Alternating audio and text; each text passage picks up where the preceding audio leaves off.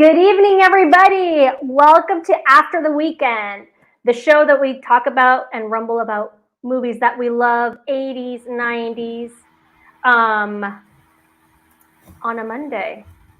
That would be After the Weekend. I'm here with my wonderful co-host, R2 the Icky, who has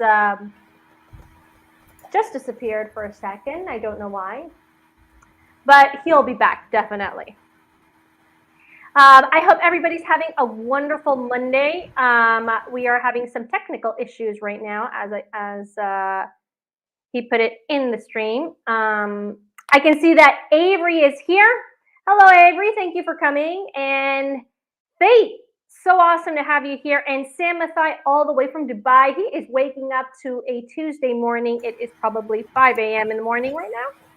Oh my! That was technical issues. Well, no, maybe it was my earbuds that were having the issues because as we started, they really started to crack.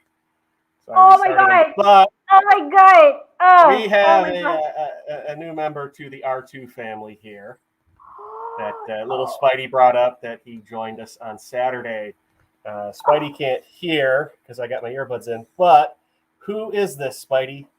This is Thumper. Thumper. Oh my gosh, she's so adorable. So Thumper is a boxer, yeah. So soft. He is. He's all wrinkly and he's such a wonderful nap buddy too.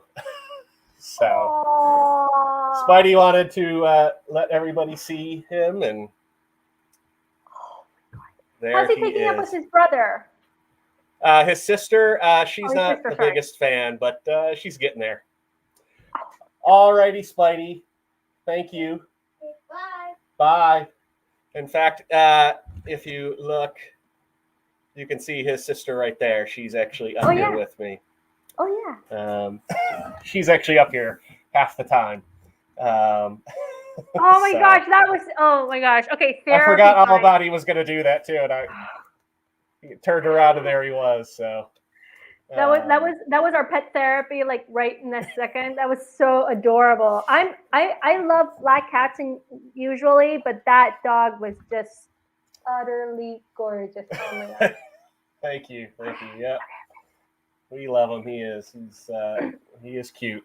So let's see who we have in the chat.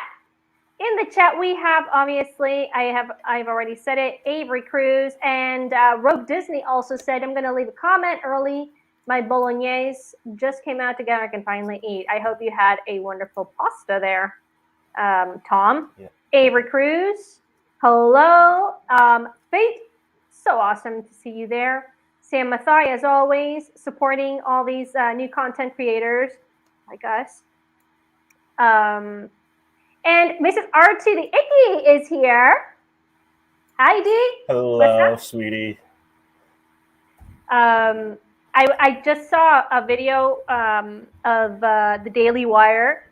It was a 20-minute video in which Michael Knowles, who's this guy, Ben Shapiro, Matt Walsh, and this other guy, I forget his name. He was older than all of them. They did like a questions, like wives and husbands questions, and seeing how well do the wives know the husbands and how well do the husbands know the wives. It was amazing. It was so funny.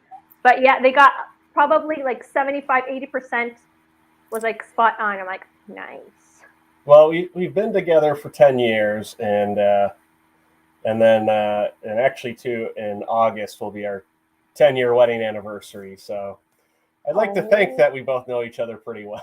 After all that time. I can ask a couple questions separately. Let's see and find out. Oh, sure. And then, obviously, the science fictionary. Thank you so much for coming. JT is in the house. What's up, JT? Thank you very much. Welcome back. And yes, welcome back. This is your first official stream back. Yeah. After you've been missing. It was a nice holiday. It was really awesome, actually. Oh, that's it. Sam knew it. Yep, there he is. Clavin. It was like an 11-month-old video, so they probably did it around like February the 14th, somewhere like that. But Okay. it was a lot of fun to actually see like the different pet peeves and stuff like that. Like Matt Walsh said, the thing that most annoys my wife was me blinking with a dry eye. She can literally hear me blink. And I was like, what? And that was the answer. It was a blast to hear them. So. That is too funny. So anyway, R2, would you like to give the honors to tonight's video? Well, we are reviewing your pick tonight, especially since you've been gone so long. Felt like the least I could do is let you pick the movie we review. It was my turn anyway. I know. But we're going to review one of Maria's favorites, which is The NeverEnding Story. So awesome. And we are all very excited for this. I had not watched this movie in forever. Definitely like mid or early 90s. It's been that long since I've seen this. So yeah, this was definitely like felt like I was watching it for the first time because it had been that long. But no, it was good. I liked it. I watched it was a little different than what I remembered. So actually, I watched it like I watched it like 2 years ago, and it had been about 15 years since I last saw that movie, and I was thinking, wow, this is such a great movie. Why am I not watching this again? And obviously. We and we showed it to little Spidey, so it's the first time he saw it, and it's a favorite of his now. Oh man! In fact, today during school, I didn't hear it. I was upstairs working, but the wife's like, he was talking about movies, and he's like, "Oh, you ever seen The NeverEnding Story? It's one of my favorite movies of all time." Yeah. It has so many good things, and when you watch it as a kid. You probably get the same impression as little Spidey, in which it was like all the things that you have, like the rock fighter, the bat, these crazy animals, and when you watch it as an adult, it just has so much meaning, such different meanings. It's amazing. Yeah, we got a few more people that have joined us, so let's say hello here. Hello, Nicole Marie. And we've got nice to have you here. Dragon Buddy. Dragon Buddy. Nice to see you there. Yeah. Thank you for stopping by. I feel like, is that one of Rayron's friends? Could be. Could be. Could be. We've got. Oh, this is part of the escape pod. Part of the Red 5. That's a part of the Red 5. Part of Red 5. Appreciate the support, as well as Luna Girl from the Sidebar Cantina, who's another beloved Red 5 member. Mm-hmm. And Amen Fate. Oh, always. Yeah. And then we have our friend from inside the booth. Dan. The flying dog. Dan? It's a dragon. It's not. It's a dragon! Okay, no, I was going to ask this afterwards, but everybody in the chat, raise your hand if the first time you've seen Falcar, it wasn't a flying dog.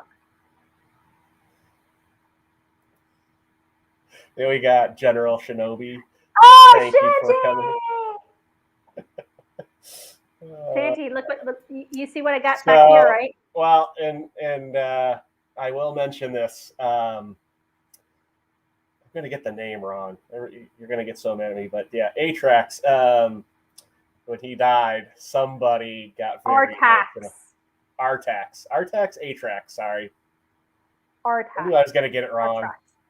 Everybody's got a name that starts with A in this movie. Every fantasy movie. Yeah, somebody was very upset by that. Oh yeah. We kind of had to pause it for a minute. A lot of hugs. Poor guy.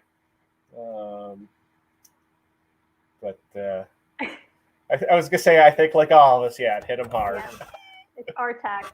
There you go. It's absolutely a flying dog. I consistently refer to my dog as the Look Dragon. That's fine. That's fair enough. And Sam says Falcor was a flying dog. Took a while to accept that he was a dragon. I know. I have to say. I mean, Falcor does have the head. Like it was the head of a dog, but it was the body of a dragon. So yeah, it did take me a while to say also that it was a flying dragon, but I did accept in the end. Yeah. So. Well, I was gonna say he's like modeled after like a Chinese dragon, which do kind of look a little bit like a dog. Or is it Japanese? Now I feel bad. No, it's Chinese. Is it Chinese? Okay. It's Chinese. All right. By the way, disclaimer for everybody in the chat. I'm having also some issues with my mic, which I don't think you are. I think that was actually me. That was you? Was the audio cutting out. Yeah, because like I said, when we started up, it really did it bad during the intro, and that's where I was like, oh no. I'm like, I gotta back out and see if I can fix this. So okay. So far, yeah, you've been fine. At least thank God. On my end, yeah. That's good. So, and this is an interesting comment right here before we go, before we start into the whole movie. It's, if you had read the book before seeing the movie as a kid, I probably would have known Falcor was a dragon versus a flying dog. That's true. I have read the book, of course, afterwards than I saw the movie. Yeah, I was just going to ask if you had read the book because I felt like you would have. Yeah, I have not. So. Oh, it's interesting because here's a quiz trivia. Does anybody know the author of the NeverEnding Story? Right out there. Anybody? I have it in my mom does not count. My mom studied literature. She's seeing this. She's probably rushing to her computer to write down the name. Come on, Mom. Oh, I think everybody's Googling it. I was going to say, yeah, Nicole, well, for somebody who read the book, it seems like Nicole Marie should maybe know this. Well, anyway, while we wait for the chat to, Google up or find it on Wikipedia, actually, when the author, I think he was alive when the movie came out. There he is. Okay, we got him. So Michael Ende, yes, a Dragon Buddy was the first one to write it, although he did have a typo. That's fine. Michael Ende was, I'm not sure. I think he passed away. So I'm just going to say was. I hope I didn't kill him. A German author. He wrote the story, and as far as I know, he was alive when the movie came out. No, JT. It was well, right after JT, even Avery said. So, yes, he was alive. Well, okay. actually, she said this before I was even going to get to it, but yes. Like last night we were watching that, and I'm like, what's with the chi-chis on the statues? It's like I thought this was a kid's movie. I'm like, maybe this is why everybody liked it. Boobs. Oh, well, you got some interesting fact because I read that he didn't like most of the movie, but I mean, fair enough. Has Avery blocked yet? Why is that? Oh, you didn't hear? It was Dan or Tabitha accidentally. They meant to block a bot, and they blocked Avery. Oh no, poor Avery. Yeah, poor Avery, man. Okay, no. He's still Yeah. No far. I didn't use Google. Just hard to type and eat. No, Tom. Just enjoy your meal, man. Just enjoy your meal. And no, Dragon Buddy, I'm not going to highlight that, okay? But it wasn't laser boobs, okay? It was laser eyes. Please, let's keep this PG. Remember, okay? This is a PG show because it is open to everybody. So. Lunar Girl's known to do that too. Ouch. To it was me, the people. law. Oh my gosh. I haven't seen either. am the law.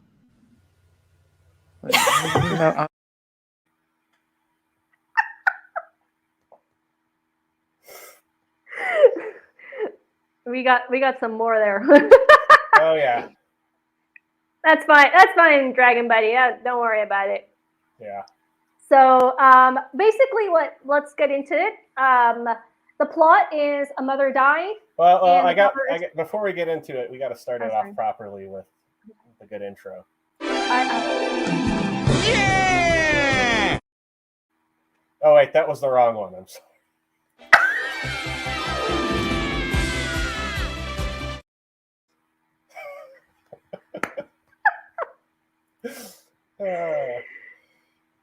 I have to say, I'm impressed. These vacations, you've been up to work, huh? You've been working hard. I can see that. Yeah. So yeah, well, basically the plot is it's very, very actually different from the movie. I mean, from the book. It's a kid whose mother passed away. His father is actually pretty distracted, and you can see that there's like some sort of he's like very, very immersed in his work, and Bastian, which is the kid, obviously, hides himself in books. So he finds a book that he wants to read, and what's the thing that you do if you want a person to do something, you tell them not to do it, right? Well, that's what he did. No. Not my kid. Your kid's nice. I know. Okay. I tell him not to do something, and he's like, end of the world happens if he accidentally does do it. Oh, little Spidey. I know, he's so rough on himself.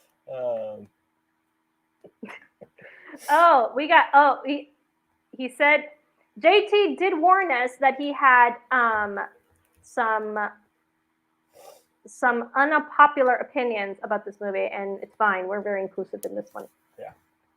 So yes, that's it. You got before me. So first half of the book is the first movie, and the second half is the sequel, which they did too long, and actually they didn't do it extremely well.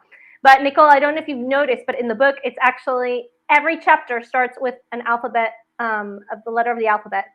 So for example, A was a kid was running around. No.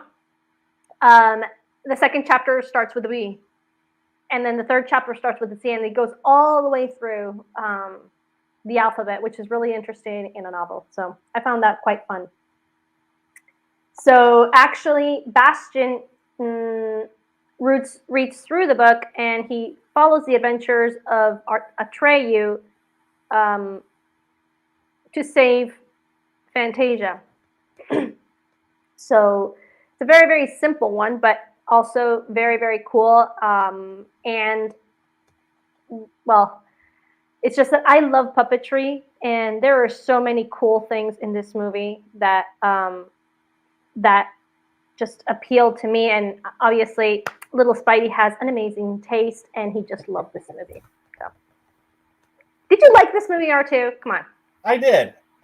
Now, I will, don't get mad at me saying this, though. I will be honest at the same time, I don't get into the fantasy movies as much as you do. Sure. But I do enjoy it. It still is, it's one of those things, I remember watching this as a kid. I remember liking it. And not only that, the special effects and the characters, the creatures, they're all good. Falcor, too. I mean, he's got limitations, believe me, you can see it. But at the same time, they made a 60-foot Falcor for this movie. I mean, it's awesome looking. It's really, really cool. So I did like it. Is this my favorite movie? No, but I did like it. Unlike JT, I'm not the biggest fan. I have no salt for it either. That's okay. I just want to say hello. Hey, Gina Dan, thank you for stopping by. So awesome. I guess, yeah, I'm a big, huge fantasy fan, as you can as everybody here already knows. So, but when I watched it again, I obviously knew the plot, but I didn't remember how dark it was. I mean, the director, Wolfgang Peterson, he did it. Yeah, I was surprised to find that out. Like, I never realized that he directed that. And just because I think of all the other movies that he did too, and kind of almost shocked, like he never, at least that I can think of, he never did any more like this. You know, 'cause I thought he did a good job with it. He did an amazing job, but I didn't remember that it was so dark. So when I watched it again, like a couple of years ago, I was like, wow, I don't remember this one being so, I don't know, kind of grim. Like grim. Well, it's kind of like Labyrinth. I mean, we both we watched Labyrinth, and well, I didn't realize how dark that was. Like, I loved that movie as a kid, and the last thing in the world I would have ever described it as being like kind of dark. But yeah. And again, Jim Henson was behind that one there. Yeah. So yes, and Artax passing away was harsh. I think everybody mentioned that, and I was looking up on Twitter feeds, and while we were like promoting our show tonight, and this one popped up and said, "Did anyone else cry when Artax, died?" And I was like, oh wow, it really was emotional. I mean, this time I didn't cry because I knew what was going to happen, but I did remember being like very, very emotional. I'm like, I really want to watch this part. It's like so sad. That no, I'm going to pull through this, and I did. And it was amazing. But okay, that's an interesting take. Hello, Tabitha. Hey, Tabitha. Oh, Tabitha, you see who I have in the back, huh? You're so mean, JT. Okay, JT, thank you. We love you. We love you for making our logo and our thumbnails and all, and essentially running our Discord. But that's me. Basically. I mean, all you had to do was be happy. That's true too. That horse gave up quickly. But actually, when I was thinking, afterwards, I was thinking, well, let's go a little bit deeper on this. I mean, the narrator was telling, how the sadness kind of starts to seep in to all these creatures, and that's what makes him, kind of go down. I was thinking, you know what? In the real life, beta horse. We don't even know if it was a male or a female. How could you possibly say beta? It doesn't say beta. It doesn't, no? Oh, no, he says, come on, boy. No, it's true. It's a male horse. Okay, fine. So, anyway, when attack dies, it glues you to the story. Yeah. So, Artax. People, the name is Artax. I'm going to put it in the chat. I hope Artax. Hope this works now. There we go. Artax. So I was thinking, this happens a lot in the real world when people start, kind of falling into, sadness. It does pull you down. And I thought, wow, this is like deep stuff. And only as an adult you can grasp like the whole sense of when Artax is dying. I mean, if you've ever seen like a person really sad and really like in despair, it's really hard to get them up. Depression, it really pulls you down, and seeping through, and it's little by little. So I was thinking, wow, this movie is like really deep for a kid, you're not going to get it.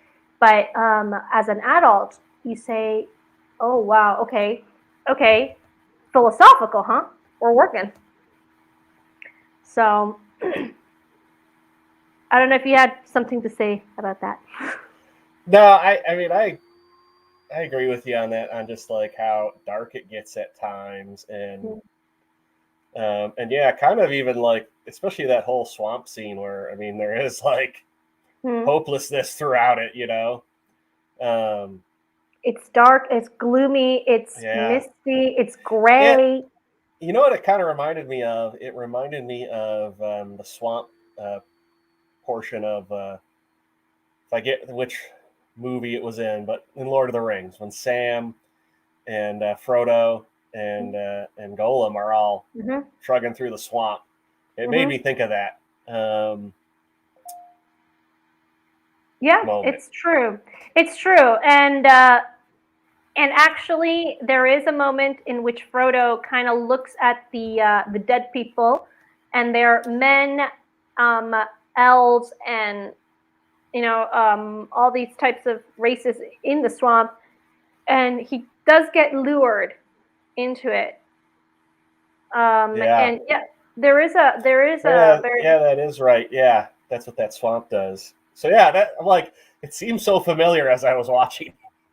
Yeah, I never really thought of that. I was just thinking more of like in the real world. And well, I just want to say hello to Tina. Hi, Tina. Nice of you to stop by. Thank you for coming. Hello, Tina. Thank you for being here. I blame the owner. He obviously didn't respect that horse. How dare you? He was pulling it up. Atreyu was pulling Artax up. Come on. And he was trying to make things light. I don't know if you've ever tried that. As in another person being sad and you're like trying to lift them up. It's kind of hard. Plus an 11-year-old kid trying to pull a 800-pound horse. That's what I was thinking. It was like, especially if he's a horse. I mean, the horse probably isn't that heavy, but still. The horse is probably 300-400 pounds. But you know, it's kind of interesting because it really starts off like with a bang in the first part of the movie. You can see Bastian. He's not ignored, but he's kind of dismissed by his dad, and he kind of has to find refuge somewhere. His dad is rough on him, The kid's like 11, and he's not rough on him. I would say like he is. He's like, like, man up. He's like, get it together. Your mom died. I was more like, the dad doesn't listen. I felt like the dad was like cold, like, I don't know. Seems like you would have been a little, in that situation with that young of a kid, you would have been a lot more loving and understanding. Perhaps. Then again, it also seems like maybe the dad is having a tough time dealing with the death too. That's true. That's true. But and obviously, well, there are a few quotes that I actually, well, there are a million quotes on here, but I was thinking, since we're going through the plot, might as well, kind of pull these up as we go. So Bastian is actually being bullied by a bunch of kids and been thrown into the garbage. And when he comes out, he goes and hides in the store, in the bookstore. So something about the bookstore made me think of Harry Potter too. Really? I don't know why. Like, it slightly made me think of like he had stumbled into that one like creepy shop in Nocturne Alley. I don't know why. It could be. It could be. It's true because Nocturne was supposed to be like a dark stuff with things that are banned for a normal wizard. In this case, well, obviously it was a book that it's not banned, but it was discouraged to read. So here's something interesting. I think this kind of stuff happens a lot in real life when one parent either leaves or dies and the other gets so caught up in their grief that they forget. It's true. And I think that's what happened to Bastian. But he was a good kid. So he never really, kind of said anything to his dad. So I don't know if you highlighted this one from no, I Dunedin, haven't. Ooh, but yeah, the rock that one part hand. was pretty sad. These hands seem strong, heartbreaking, and that's a very, very cool quote, actually. The rock biter wanted to, in front of the nothingness, which is another interesting concept. He was powerless, and sometimes that happens. That can happen to a lot of people. They think they're very powerful, but in the end, they kind of feel helpless.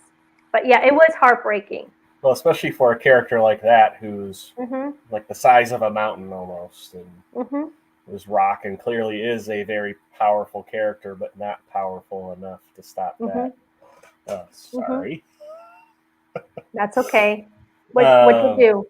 I didn't do that. I didn't do anything. Oh no, my computer speakers were still on, and there was a little update on my laptop. I didn't know if everybody heard that or not, that loud chime.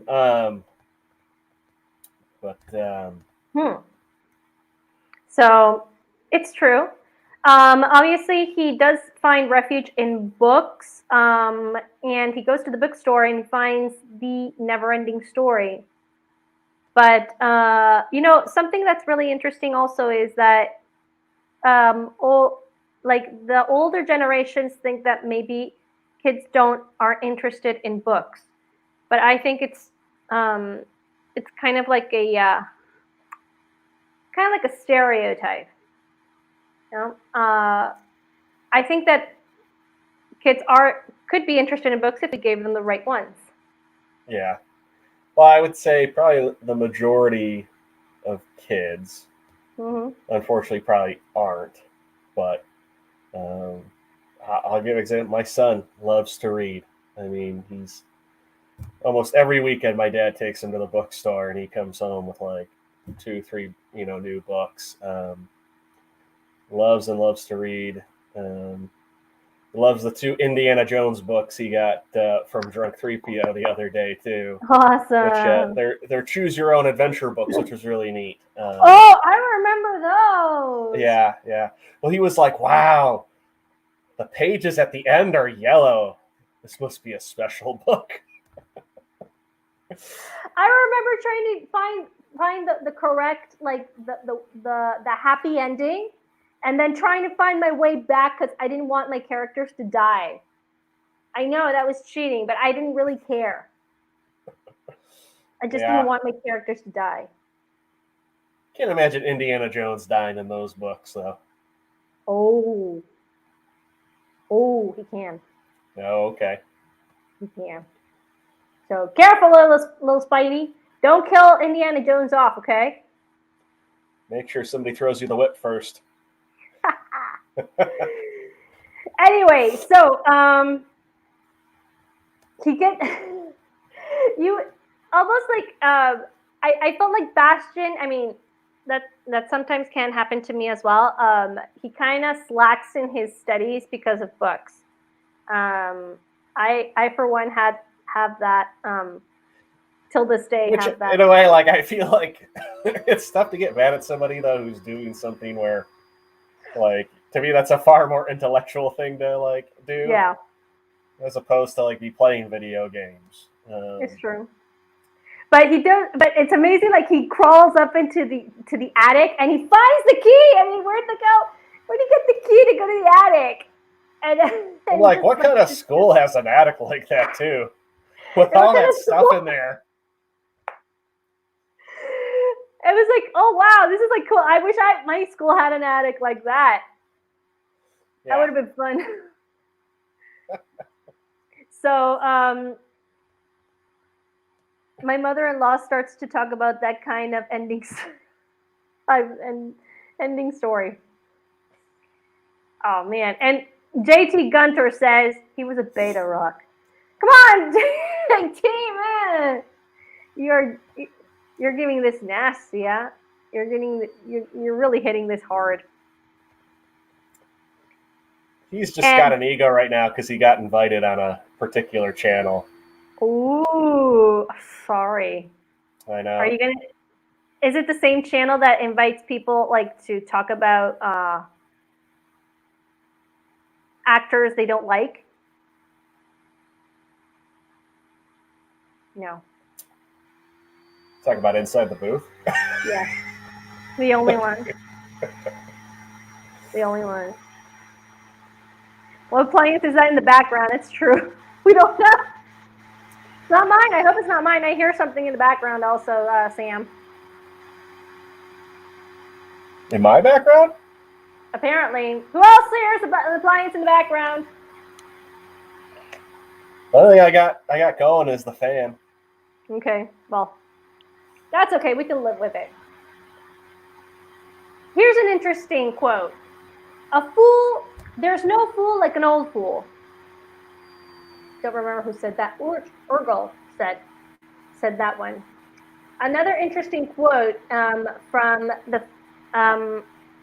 JT's favorite character from this movie is Gmork. It says, and that I found that really, really cool. Atreyu says, "What is the nothing?" I was like, way further on in the movie. It says, "What is the nothing?" Gmork says, "It's the emptiness that's left. It's like a despair destroying this world. And I have been trying to help it." Atreyu says, "But why?" Gmork says, "Because people who have no hopes are easy to control. And whoever has the control has the power." I was like, whoa. Like, bingo. Spot on, Gmork. Gmork was scary too. He was an animatronic, if I'm not mistaken. A puppet animatronic. Yeah, but just his face, like that was like creepy. Well, that was the idea. Yeah, I know, but I'm just saying, like that's like always like when I was a kid, like if I was like ever in the woods, I was terrified. Like I was gonna like look over and like see that face staring at me. And I'm wondering if in the people in chat agree with this one. Never give up, and good luck will find you. That was Falkor.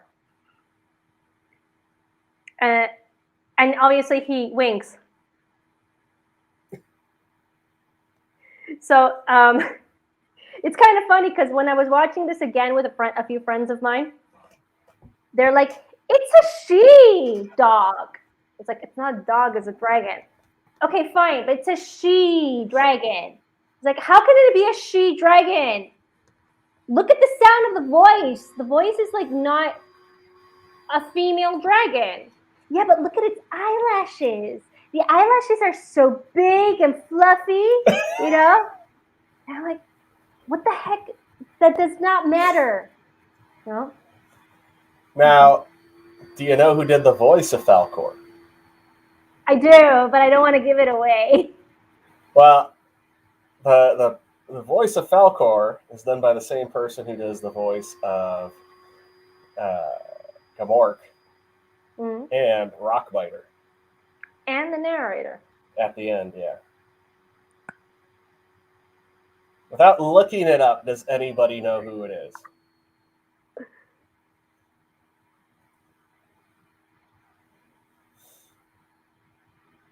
Gmork was a supervillain. How come the animatronics looked better than Falkor? They did not. I loved Falkor. He was gorgeous. Well, anything that's dark does look better than white. White is like tougher to pull off in terms of like making it look more realistic, if that makes sense. Well, yeah, but that's not the person's name. He's not Skeletor.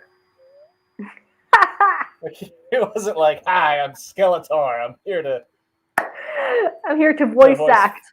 Yeah, to voice act Falkor. All right, who was the voice from Skeletor? Yeah. Come on. And yes, Nicole, it's pretty deep for a family-friendly movie. That's a good guess, Sam, but that's wrong. No, we got a winner. We got a winner. Yep, Alan Oppenheimer, Alan Oppenheimer. There you go. who is probably best known for Skeletor, Cringer, Man at Arms, for He-Man. Really, really nice. Really nice. Hey, what's up, DT? Hello, Lovely to TD. see you here. What's up? What's up? So yeah.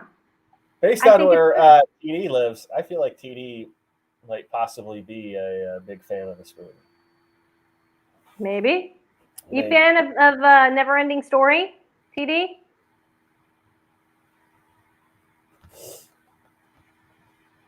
So, I mean, I could go on, but I really don't want to bore people to death. And this show is supposed to be a nice, friendly movie. Now, what I really liked, the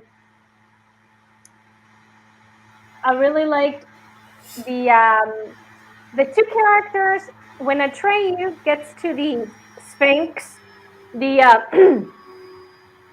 the PG-15 Sphinx, okay, or maybe a little bit more, okay. He meets two characters.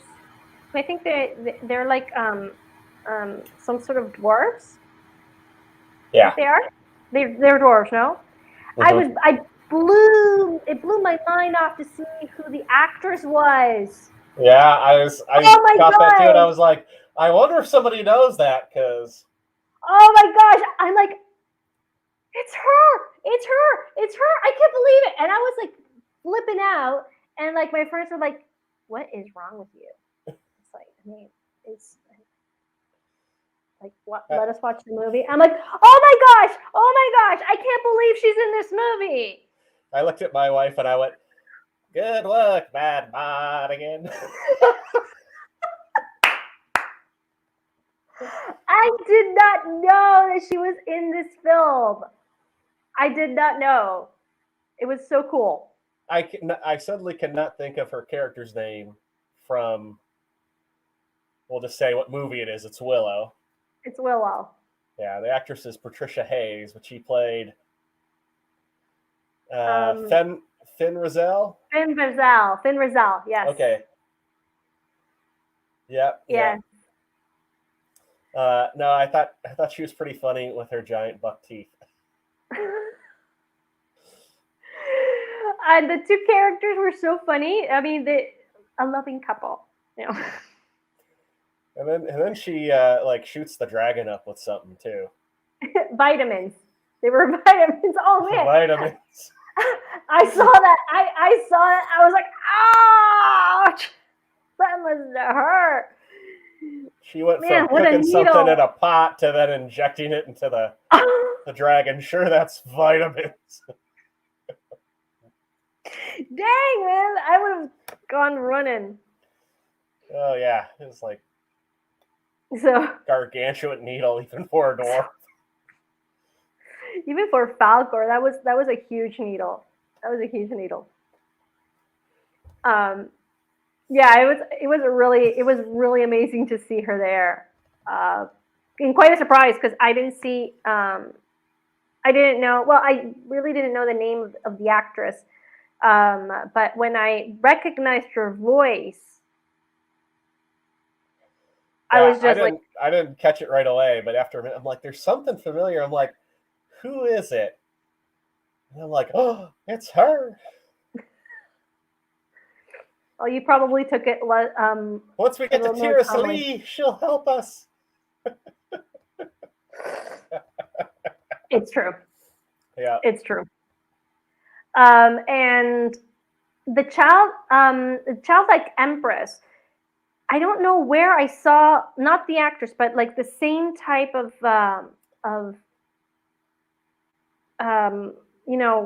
makeup and look. Yes, where did I see that before? I was like, I don't know why. It makes me think of that really bad Dungeons and Dragons movie where Thora Birch is like the queen. Oh, yeah. I don't know why. Yeah. That's what I was thinking. I'm like, that's what it made me think of. Yeah. I remember seeing that movie. Too bad. It was it was promising. Like the story was promising, but oof, it was really bad. Marlon Wayans. So I have to get my salty on. Okay, that's cool, JT. That's fine. But this is why somebody is. Yeah, he's getting cocky. Huh? He's got his ego. Oh my gosh! Wow, JT, that's cool. I know. I'm really happy for you, JT. Really awesome that you're going to be on the Salty Nerd stream. Really good people, and I know you're going to have a blast there. So, yeah, kudos to you. I'm going to have to watch it. I'm going to be up late. And I know that JT has his hands full with a lot of things. A lot of people who are asking him to do logos. So, really awesome for you. I feel bad. I don't have the link handy, but JT does have a T Public store, but it's actually set up so if you needed a logo design or you want merchandise design, you can hire JT through there to make you merch. So, really awesome. Really awesome. So I was gonna say if he's still in here, DM that on me that link on Twitter, and I will share it with everybody. Sure. So I think again, I could go on and on, but let's go to the cast. Who do we have for the cast? Where are my notes? There they are. Got quite a few people, but I would also say there's not really any big names in this movie. No. You know what? I like that. I would almost say probably the biggest name in this movie was Alan Oppenheimer. Probably out of anything. Patricia Hayes. Patricia Hayes. Bastian's father was played by Gerald Mcraney, who, if anybody remembers, he had a sitcom in the late 80s, early 90s, Major Dad. And then he was the general that double-crossed the A-Team in the A-Team movie. And then in the beginning, kind of once he gets to, he starts reading the book. I don't know if you knew who it was, but the guy who kind of was dressed like the Mad Hatter, Teeny Weeny was his name. Oh, yeah! That's Deep Roy. Yeah, Deep Roy.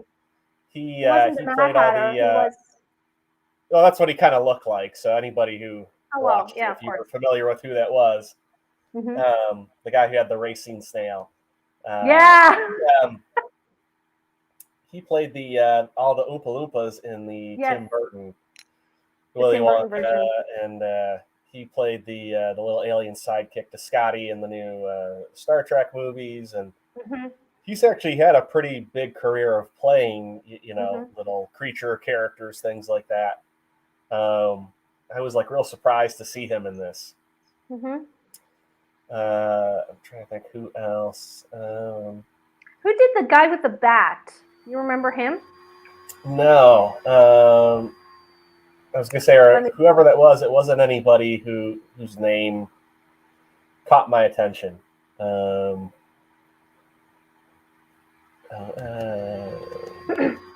Gerald McRaney also played Pie and Simon and Simon. What was Simon and Simon? Was that a movie or was that a TV show? No idea. No idea. Well, here's an interesting fact. I remember that when we did the Flight of the Navigator, this actor, which I don't remember his name, he acted also in the NeverEnding Story as one of the bullies. But since his name was going to be big and huge, or was big and huge for the Flight of the Navigator, what they did was they put him kind of in the background, and then he flipped into one of the garbage cans. So I remember that in the documentary that we saw when we started off the show with that movie. One of the bullies, though. That's what I remember. I wanted to really look into it, but anyway. Yep. Thank you, JT. There you go. His link tree. Mhm. Awesome. Yeah. No. I can't think of. There's nobody vacuuming here. I don't know what that is. Now I feel bad. Here, let me try. Here it is. So while we're waiting, and I have the floor to myself. Thank you so much. Anyway, guys, thank you so much for being with us. And well, let's see. Apart from being Jim Henson, gosh, I just love like how they did the all the puppetry. So actually, this movie came out in '94. So '94 was also another big year for movies because in 1984 movies, they still have. Oh man, Oh man. that's okay. So, for example, in 1984, there were really big movies out. For example, Splash, Karate Kid, Dune, The Terminator, Gremlins. You talk about what was at the box office when this came out? No, just the movies coming out.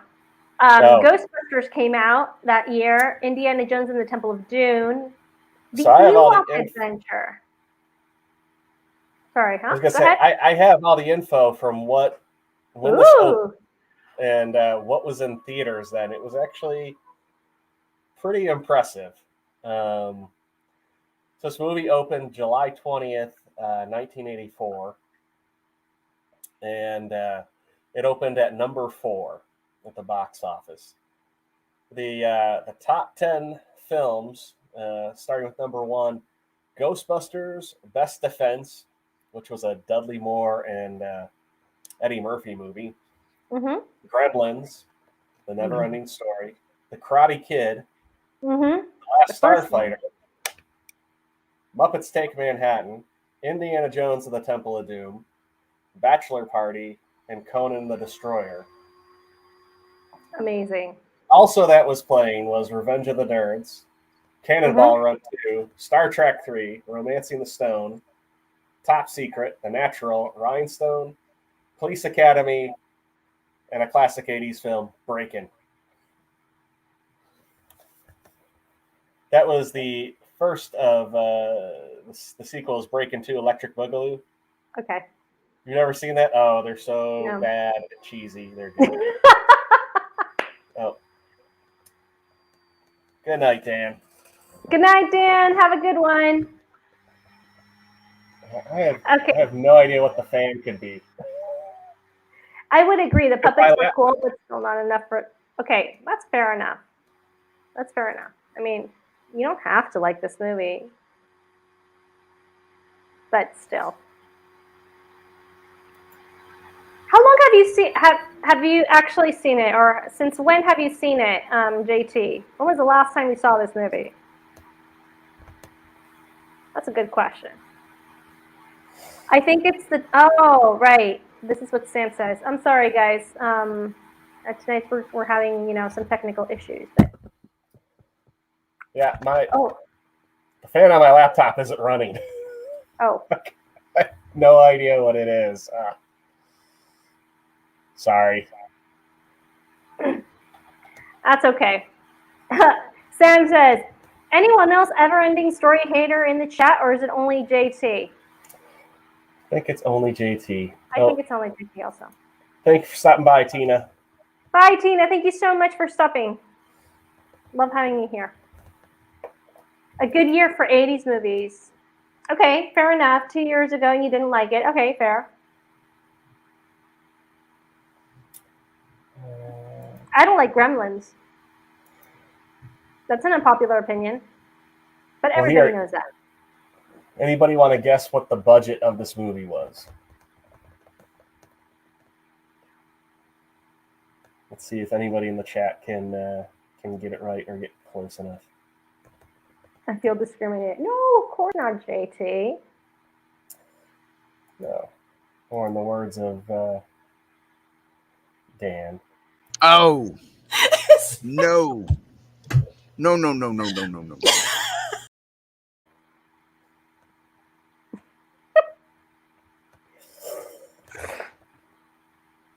$1 million. $1 million. A little short there, Sam. So it 27 million. Which Whoa! would be just shy of 75.5 million today. That's a big budget. And then anybody want to guess what it did at the box office worldwide? Well, if it was fourth. Well, open fourth. Okay. There were a lot of people who I think didn't really like it. You know, it wasn't much of a. Well, I'll give this hint. I mean, this movie found its success on home video. Kind of like The Labyrinth. The Labyrinth wasn't well received, but now it's kind of like a cult movie. Well, there was definitely a lot of stuff in the 80s that were like ahead of its time. They didn't know what to do with it. 100 million. No, that is wrong. So it did 20,250,000 at the box office, which would have been equal to 56.5 million today. Mm-hmm. So yeah, unfortunately, it was considered a bomb. Mm. But not according to Stranger Things. Yeah, no, not according to that. Yeah. Now, I do have some trivia, but there is a really cool scene in the movie that has some hidden cameos. Is anybody familiar with these cameos? Are you, Maria? Hello, A2D2. Thank you for joining us. Great to have you here. Do you know about these cameos? Oh man, I can't say I do. Okay. You got me there. Yeah. No problem. Let me get these added.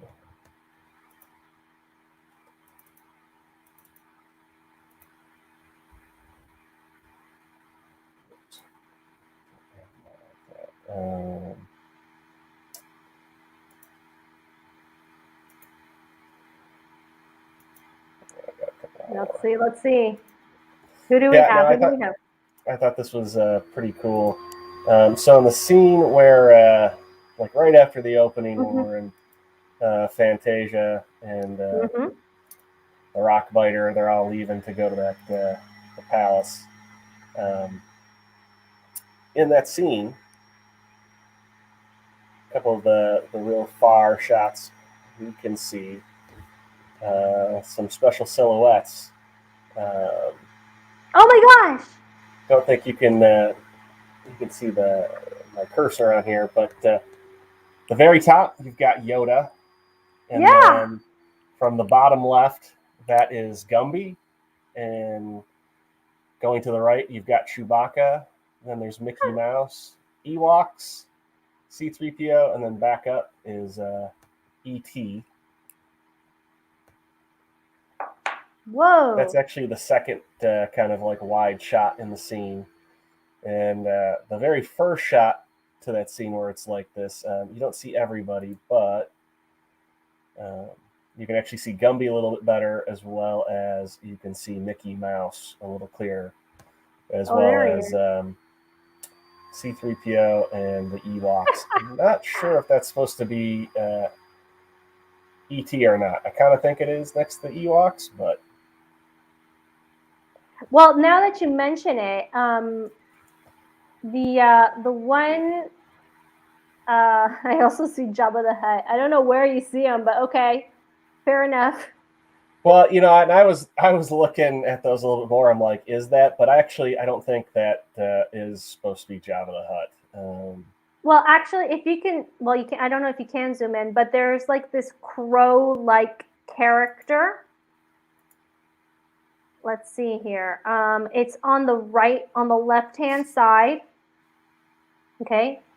Mm-hmm. So that one almost looks like the ones from Dark Crystal, which is another Gotcha. great movie. But I really don't know if it is. So I can't really, Oh, there's E.T. Yeah. E.T. Fun Home. Yeah. So, No, I thought that was. that's pretty neat, actually.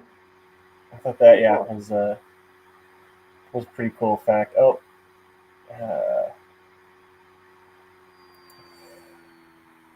Yeah.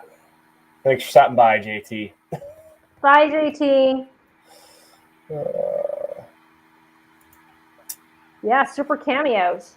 Yeah. I thought you were talking about like actors. And I'm like, No. I read about that, and then I went back, and I was like, oh yeah, they're that's pretty cool. totally there. I know. I didn't catch them when I watched it the other night, but now I'm gonna watch it again and see it no, there. they are there because I haven't thought. I'm like, oh, maybe that's fake. And then the kid who played Atur got hurt quite a bit while filming. He almost drowned during the Swamp of Sadness scene. Oh gosh. And he almost lost his eye during the fight scene with Gamork when the animatronic, one of the claws, almost took his eye out. Woo. At the time, this was the most expensive film ever produced in Germany. Mm-hmm. They tried to paint Atur, Noah Hathaway, green like he was in the book, but they couldn't get it to look right. He looked like fungus, they said. That's so gross. I don't know if this is still up.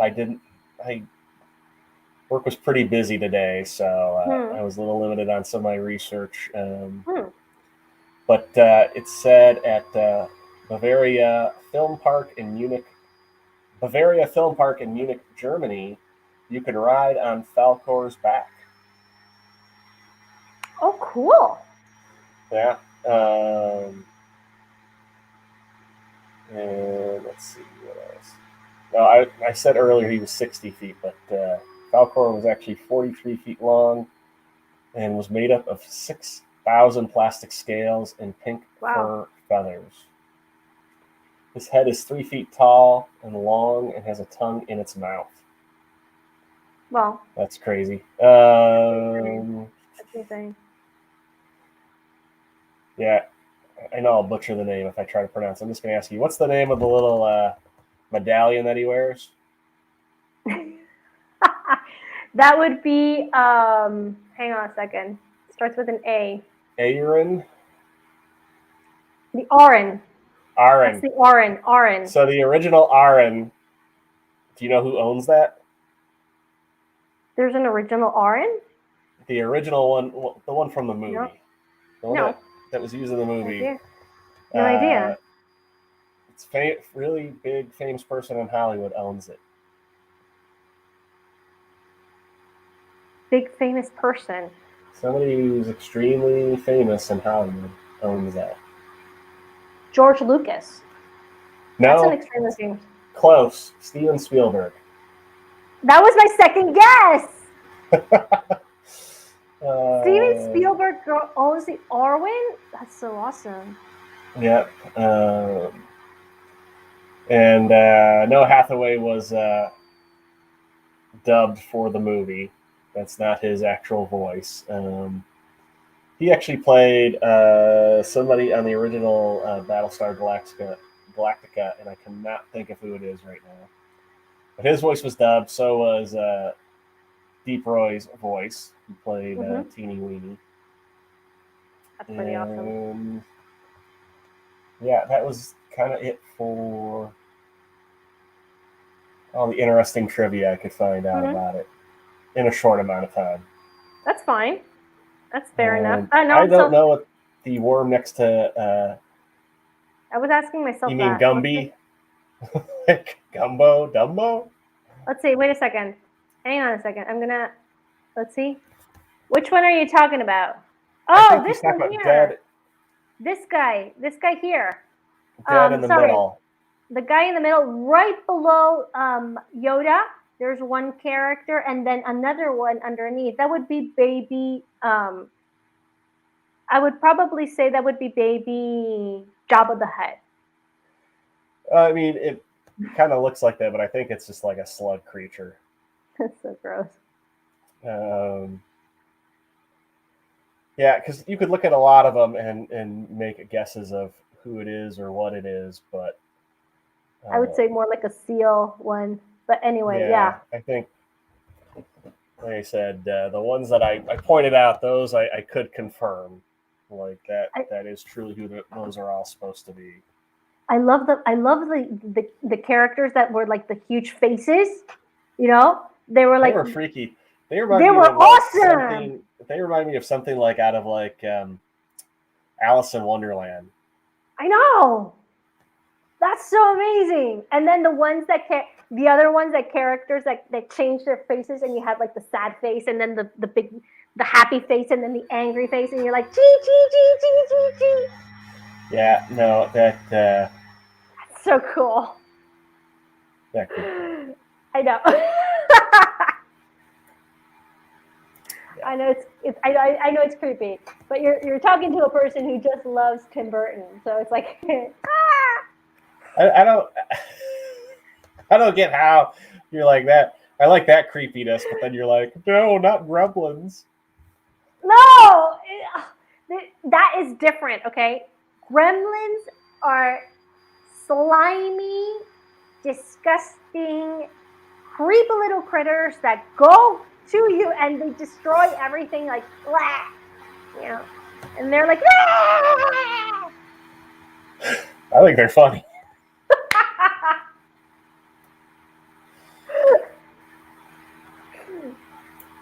But kind of like the Wrath of Khan, when the one that comes into the like the earwigs. Yeah. Yeah. That is pretty creepy. But the other one is just cool. Okay, like the heads are like very cool. Yeah. All right. Well, I was gonna say I think Sam is right. I think that actually is my laptop fan because now I can hear it. Okay. Which now I feel bad that it's that loud for you guys because it is so faint on my end. But that's okay.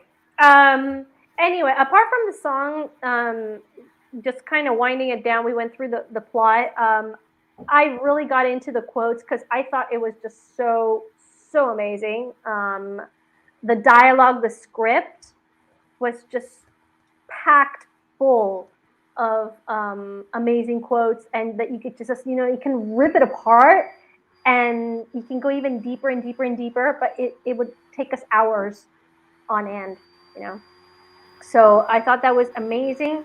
The cast, I wouldn't think of another one because, for example, in the NeverEnding Story 2, even though I kind of have more memory of that, I prefer this cast than to the second one, like the sequel. Yeah. Both in the Childlike Empress, Bastion, Atreyu, everything was just so better. Yeah. So much better. I think the only person from this one that actually ends up in the sequel is the bookstore owner. Probably. Yeah. Probably.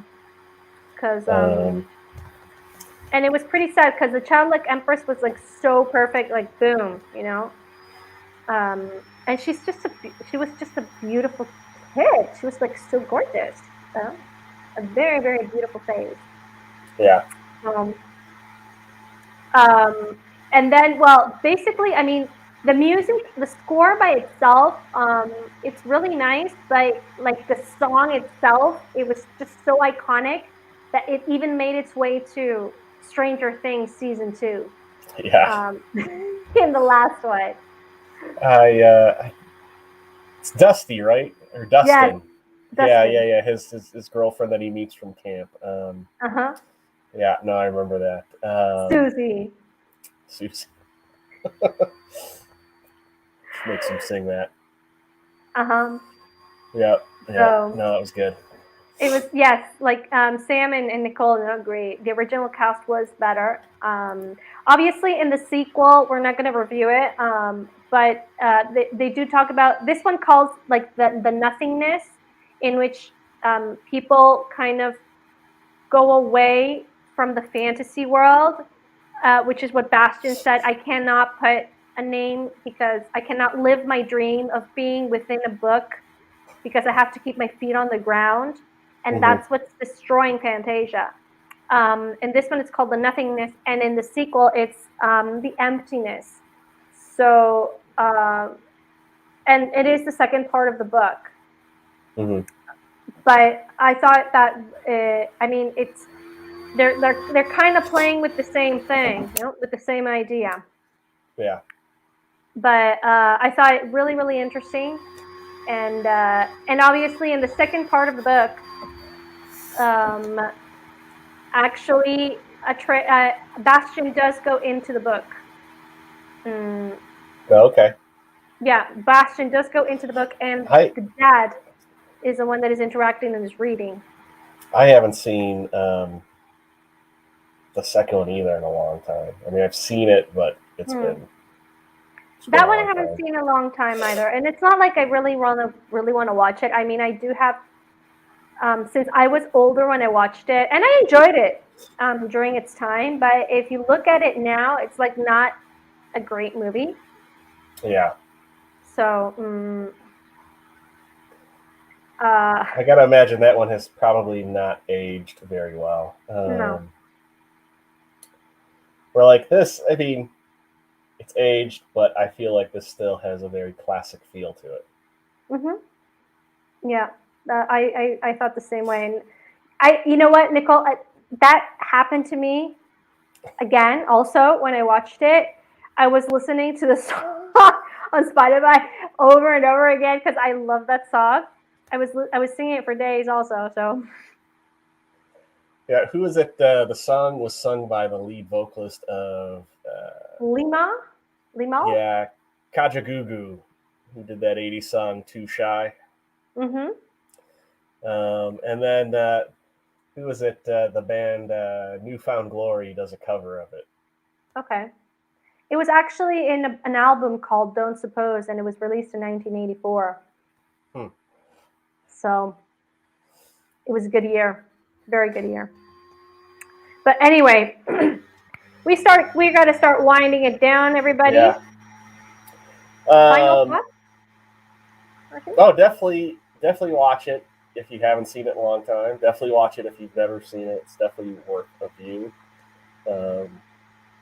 Because it is a good movie. You know, you might end up becoming an Uber fan and saying it's one of the best movies you've ever seen. Or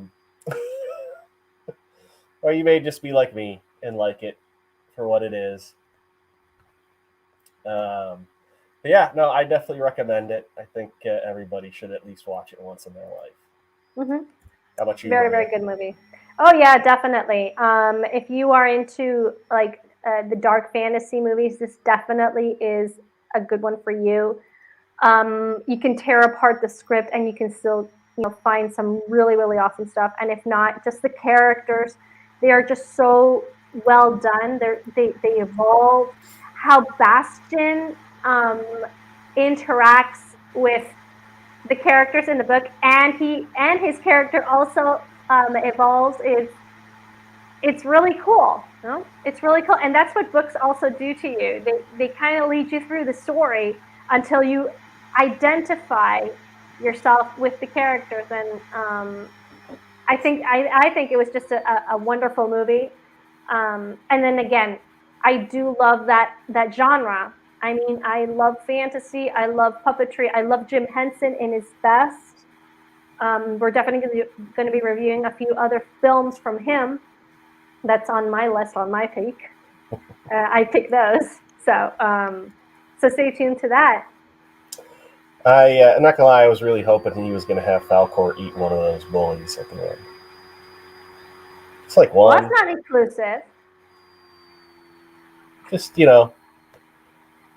prove a point, set an example. Yeah. But he does like children. But again, he doesn't like to eat them. Because, Atreyu did ask. Like, I like children. To eat? No.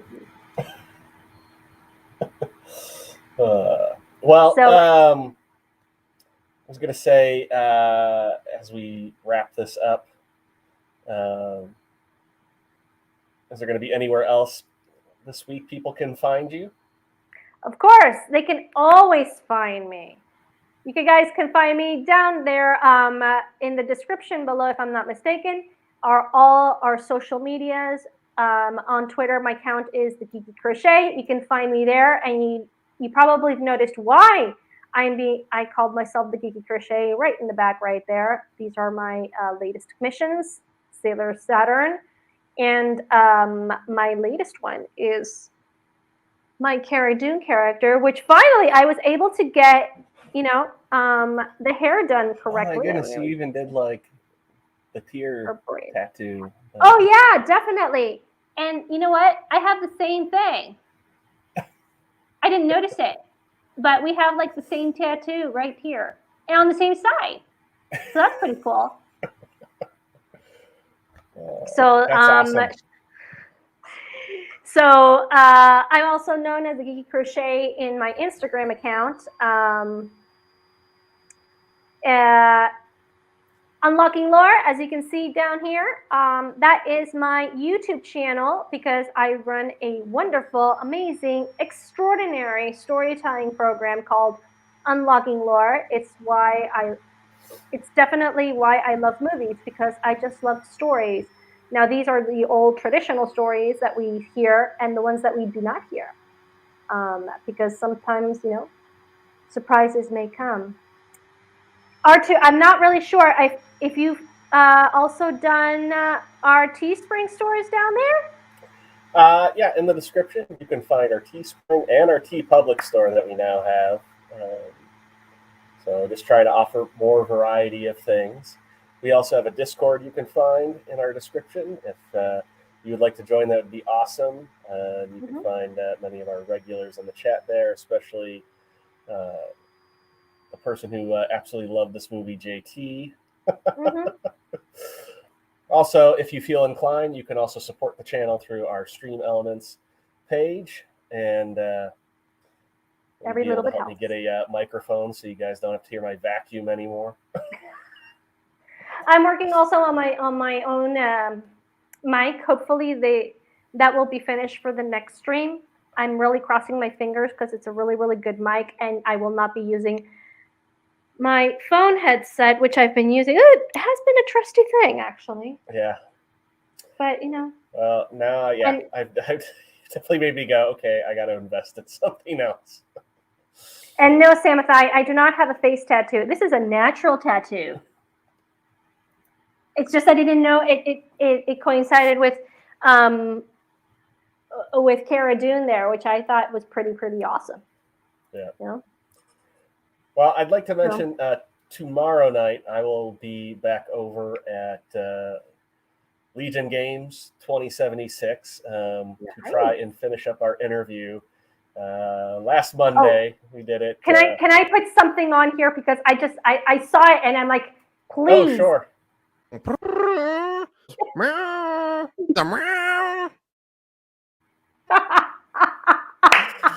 Yeah. I saw that and I'm like, oh my gosh, he got Ryan to be as a cat. Oh yeah, we've got lots of Ryan clips here. Oh man, Ryan. so awesome. It's a great channel. Yeah. He's extremely entertaining. But yeah, I will be over there tomorrow night. And And then, as Maria said, she will be on her own channel this Thursday. No, what this time Thursday, again? no, not yet, Oh. not yet. Sorry. Not Next yet. I'm still working on a few things for the second season of Unlocking Laura, but I will be updating you guys as to when that season will start. But it's not this Thursday. Oh, okay, gotcha. Sorry, I'm just so used to that. And then also though too, I want to give him a shout out if you can. If you're up tonight, if you're not on the East Coast and closer to the West Coast, go check out Salty Nerd podcast tonight and see our buddy JT and do as our friend Dan would say. Just scuttle your way over.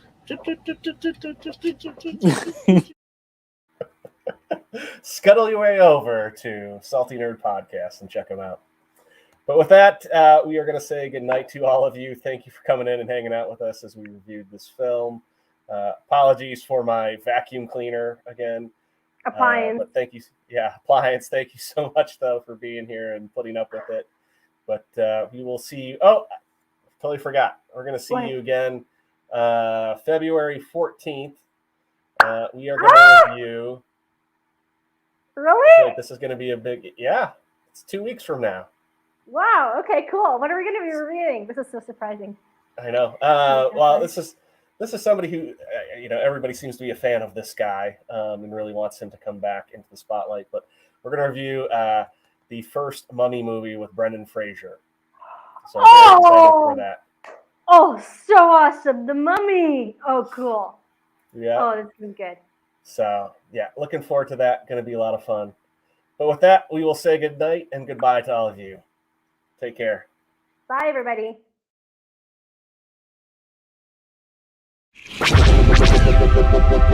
This podcast is part of the Red 5 Network. For more Red 5 Network podcasts, visit red5network.com.